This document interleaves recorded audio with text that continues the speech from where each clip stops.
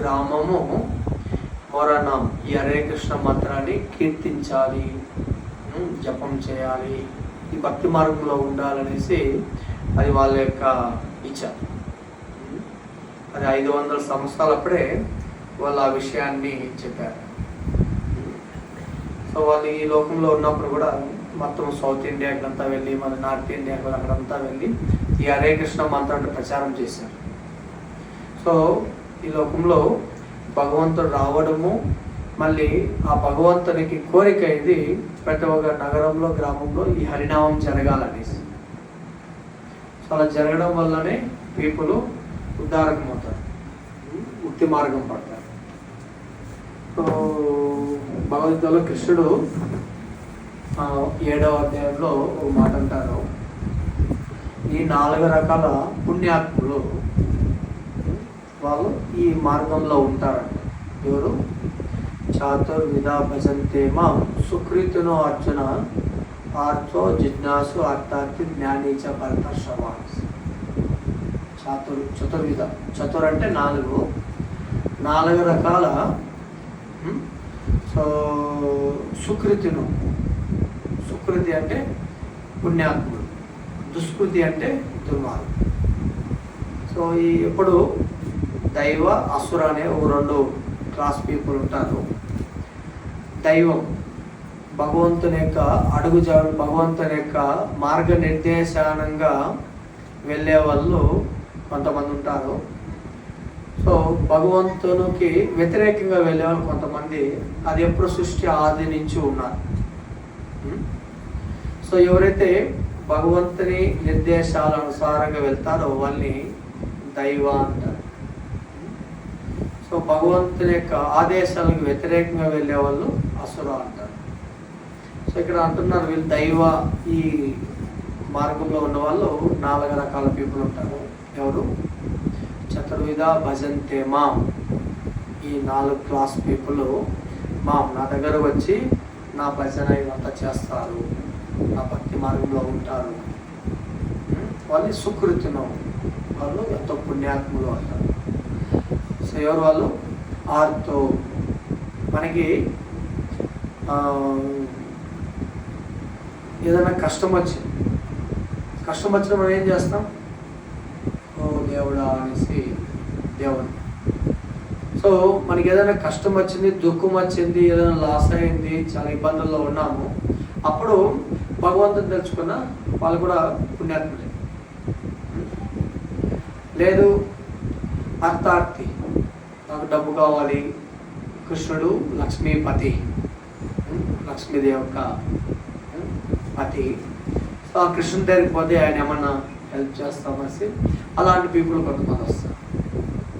అర్థార్థి జిజ్ఞాసు, కొంతమంది ఏం తెలుసుకుందాం, ఏంటి ఈ లోకం, ఏంటి నేనెవరు, ఏంటి అనేసి కొద్దిగా అలాంటి తెలుసుకోవాలనే ఉత్సుకతతో ఉండేవాళ్ళు కొంతమంది ఉంటారు. జ్ఞాని, ఎవరైతే జ్ఞానం తెలిసింటారో వాళ్ళు. సో భగవంతుడు వీళ్ళందరినీ ఏమన్నాడు?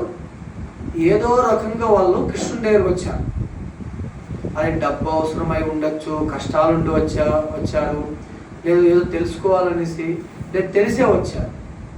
వీళ్ళందరినీ ఆయన అంటున్నాడు సుకృతును, వాళ్ళంతో పుణ్యాత్ముడు, ఏదో రకంగా రావాలి.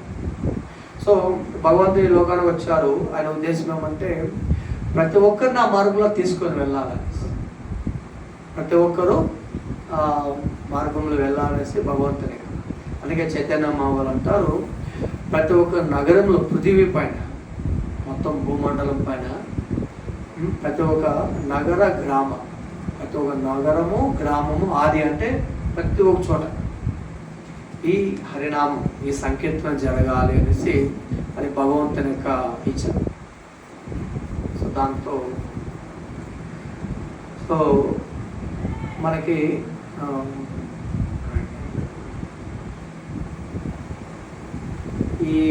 ఇది ముందు చూసారా టీవీలో కనబడిసేది? ఎప్పుడు చూసారు? ఇస్కాన్లో ఆ పిక్చర్, ఫేమస్ పిక్చర్ ఉంటుంది. మొన్న ఒక 4 రోజులు అప్పుడు అనుకుంటా బృందావన్ వెళ్ళాము మేము, మా అమ్మగారు. ఆ బృందావన్ వెళ్తే బృందావనంలో 10-11 రోజులు ఉన్నాము. ఒకరోజు ఒకసారి 2 సార్లు గోకులంకి వెళ్ళాము. గోకులం పేరు వింటారు కదా. ఆ గోకులంకి వెళ్తే ఆ గోకులంలో వెళ్తే నేను దీని గురించి ఐడియా వచ్చింది, కొద్దిగా చిన్న థాట్ వచ్చింది. ఆ గోకులంలో ఇప్పుడు కూడా అదే గోకులం, కృష్ణుడు ఆ గోకులంలో 3.5 సంవత్సరం ఉన్నాడు. చిన్నపిల్లాడు. అతను పుట్టింది కంసలేక కారాగార ముత్రాల్లో. అక్కడి నుంచి అదే రోజు రాత్రి ఆయన తీసుకొచ్చేసాడు. జైల్లో పుట్టితే అక్కడి నుంచి ఈ గోకులంకి వచ్చారు. ఈ గోకులంకి వచ్చిన తర్వాత ఆడ భగవంతుడు చిన్న బిడ్డ నుంచి 3.5 సంవత్సరం వరకు ఆ గోకులంలో ఉన్నారు. ఆయన 3.5 సంవత్సరం వాడు ఉన్నప్పుడు చాలా లీలలు చేశారు. ఒకటేమంటే ఆయన చిన్నప్పుడే పూతనాన్ని పెద్ద రాక్షసిని చంపాడు. మళ్ళీ ఖగాసుర అనేసి కాకి రూపంలో వచ్చిన ఒక రాక్షసిని చంపాడు. మళ్ళీ తృణావర్త అనేసి గాలి రూపంలో వచ్చి కృష్ణుని పైకి వెళ్ళిపోతాడు. చుట్టగాలి అంటాం కదా, మీరేమంటారు ఇక్కడ? సుడిగాలి. మా సైడ్ చుట్టగాలి అంటారు. చుట్టూ ఉంటుంది. సో ఆ విధంగా పైకి తీసుకెళ్ళిపోయారు.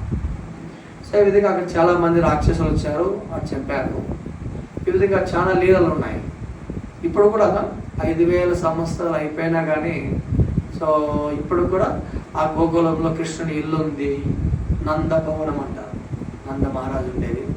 మళ్ళీ యశోదమ్మ కృష్ణుడు ఆయమ్మ ఉండే ఇల్లు ఉంది కదా, దాన్ని యశోద భవన్ అంటారు. కృష్ణుడు వాళ్ళ ఆవులున్న ఇల్లు అది నంద గోశాల అంటారు. ఈ విధంగా కృష్ణుడు చేసిన లీలలన్నీ అక్కడ ఉన్నాయి. సో అలాంటి లీలల్లో ఇది ఒక లీల. కృష్ణుడు అప్పుడప్పుడే నడుస్తూ చిన్న పిల్లవాడు, ఏమీ తెలియదు. ఆ వయసులో చూడ ఆ పిక్చర్లో ఎంత ఏజ్ ఉంటుంది? ఒక 2-3 సంవత్సరాలు ఉంటుంది అవునా? సో ఆ సమయంలో కృష్ణుడు ఉంటే ఆ ముందు చూడండి, ఆడ ఆమె కూర్చోంది కదా, ఆమె ఎవరు తెలుసా? కరెక్ట్, యశోదమ్మ కాదు. ఏమొచ్చి పళ్ళు అమ్ముకొని బతికే ఆమె. మేము చిన్నప్పుడు మా విలేజ్లో చూస్తే మాకు ఒక 10-15 కిలోమీటర్ దూరంలో అడవి ఉండేది. అక్కడ ఒక తాండా అనేసి ఏదో ఉండేది. తాండా వాసన ఉంటారు కదా, నాయక్ అంటారు. ఆ ఊళ్ళో ఈ ఆడవాళ్ళు ఏం చేస్తారంటే ఆ అడవి దగ్గర ఈ గారి పళ్ళు, నేరేడు పళ్ళు, ఇట్లా పళ్ళు తీసుకువచ్చి ఊళ్ళో అమ్మేవారు. అక్కడి నుంచి ఆటోలో బస్సులో వచ్చేవాళ్ళు. ఆ ఊరిలో వచ్చి అది ఒక చిన్న షేర్ అని అంటారు కదా, దాంట్లో ₹1, ₹5 లేదంటే వేరుశనగ పల్లీలు ఇస్తే దానికి ఎక్స్చేంజ్ చేసేవాళ్ళు. ఈ విధంగా. సో అప్పట్లో మీకు ఐడియా ఉందా? ఎవరన్నా ఇట్లా ఊళ్ళో ఇట్లా పుట్లో పళ్ళు పెట్టుకొని పళ్ళు అని. అదేవిధంగా ఈమె కూడా అప్పుడు కృష్ణుడు ఉండే సమయంలో రాండి ప్రభు గారు ఇంకా చాప్ ఏదైనా ఉందా అక్కడ? అటు సైడ్ కొద్దిగా ఫ్రీగా ఉంది.